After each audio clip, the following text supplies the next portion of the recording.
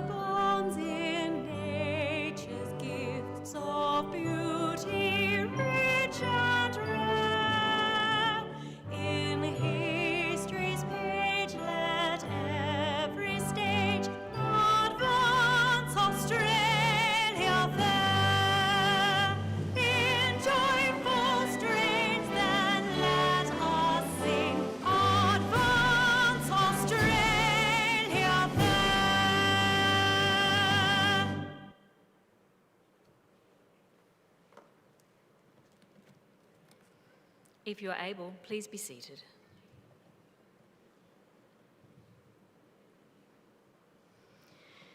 The Australian War Memorial was the vision of Charles Bean, Australia's First World War official historian. Bean landed with the Australian troops on Gallipoli and stayed with them at the front through to the end of the war. The idea of this national memorial and museum came to him at Pozières, France, in the depths of the bloody fighting of 1916. Bean's idea was that this would be a place where families and friends could mourn loved ones buried in faraway places.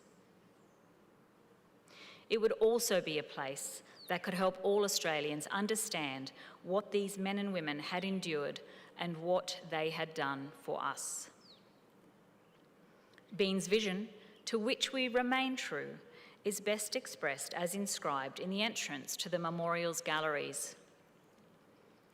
Here is their spirit, in the heart of the land they loved, and here we guard the record which they themselves made. Tonight, we will read the story behind just one of those on the Roll of Honour, which lists the names of more than 103,000 men and women who have given their lives for us in war and on operations for more than a century. But first, we present a lament, Flowers of the Forest. Wreaths or floral tributes will now be laid at the base of the Pool of Reflection.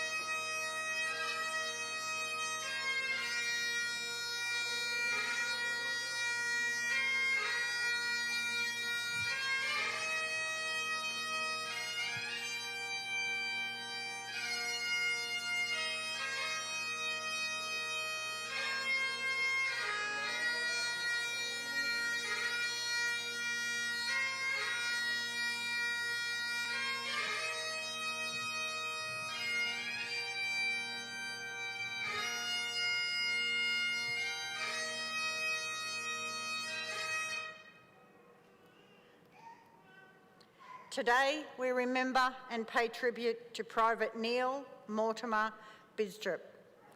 Neil Bidstrup was born on the 6th of July 1914 in Warra, a farming area in Queensland on the Darling Downs.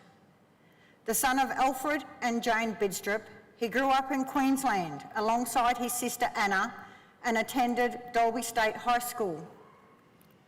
He went on to work as a farmer, inheriting the family farm after the death of his father in August 1929.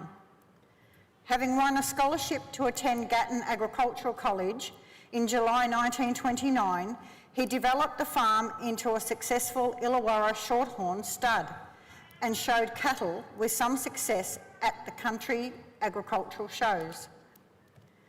With the start of the Second World War, Bidstrup became engaged to his sweetheart Elaine Anderson before enlisting in the 2nd Australian Imperial Force on the 23rd of April 1941. Private Bidstrup entered Redbank Camp and began training. Following pre-embarkation leave, he was allocated to the 2nd 26th Infantry Battalion. He joined his unit at Bathurst in July before embarking from Melbourne for active overseas service. Arriving in Singapore in mid-August, Bidstrup was admitted to a convalescent depot to recover from a case of mumps. The 2nd 26th was camped near Changi Village on the northeastern tip of the island. With war against Japan increasingly likely, at the start of October, the battalion began deploying to Malaya, where it continued its training and prepared defences. In early December 1941, the Japanese launched surprise attacks on Pearl Harbor in Hawaii and invaded Malaya. By the beginning of January 1942, Japanese forces had advanced through Thailand and most of Malaya. On the 10th of January, in preparation for the fighting ahead, the 2nd 26th moved to Johor on the western side of the peninsula, where it fought alongside British and Indian troops. Less than a week later, the battalion began a fighting withdrawal towards Singapore Island. Towards the end of January, the battalion held the Simpang-Rengam crossroads, where it was shelled by Japanese artillery and strafed by Japanese aircraft. The battalion inflicted heavy casualties on the Japanese and proved to be particularly successful in fighting rearguard actions. Morale was high.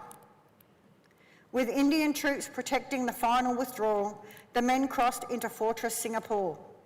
The Japanese attack on Singapore began at 10:30 on the 8th of February, when 2 Japanese divisions crossed the Johor Strait. Bidstrup and his comrades defended the Causeway sector, but there was no stopping the Japanese advance. By the 13th of February, the battle for Singapore was all but over. The British commander surrendered 2 days later.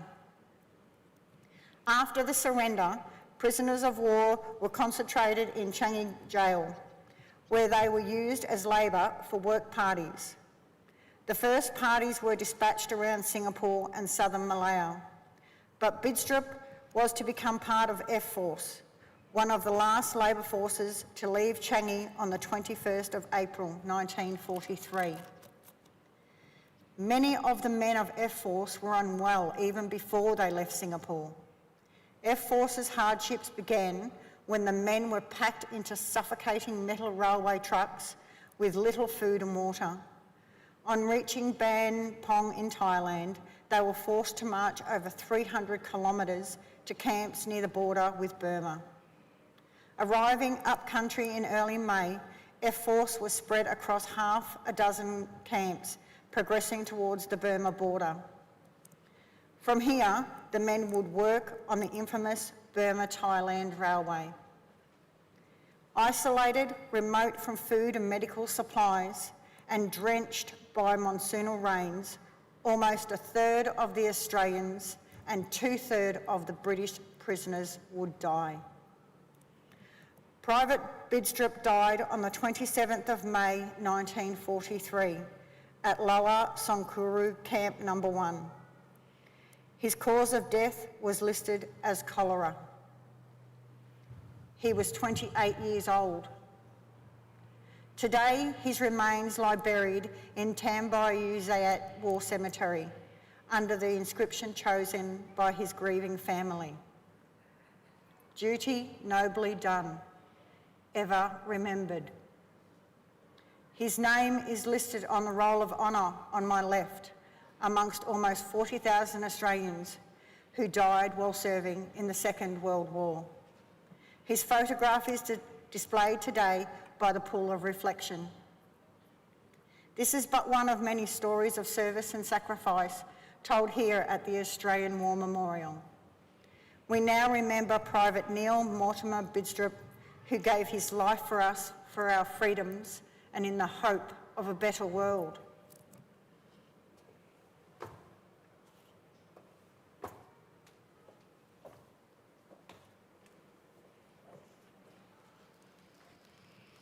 Please stand for the reading of the Ode and the sounding of the last post.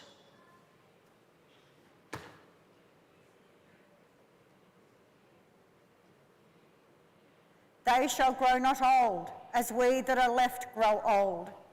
Age shall not weary them, nor the years condemn. At the going down of the sun and in the morning, we will remember them.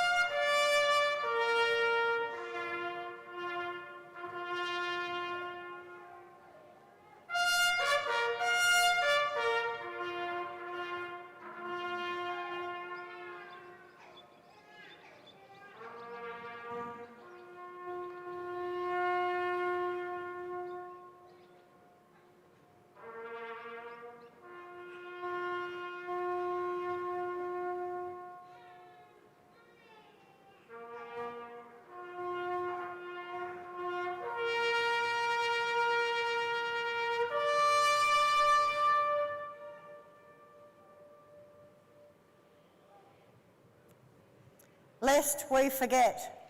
Lest we forget.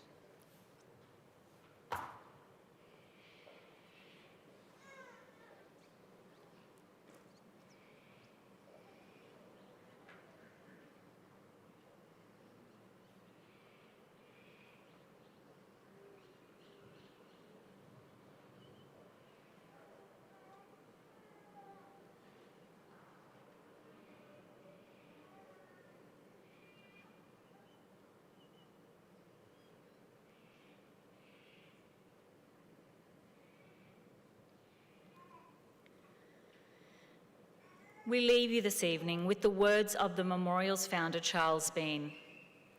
Many a man lying out there at Pozières or in the low scrub at Gallipoli with his poor, tired senses barely working through the fever of his brain has thought in his last moments, well, it's over. But in Australia, they will be proud of this. Ladies and gentlemen, girls and boys, that concludes the last post ceremony.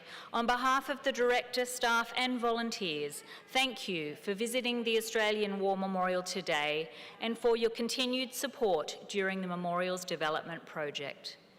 We wish you all a very pleasant evening. Thank you.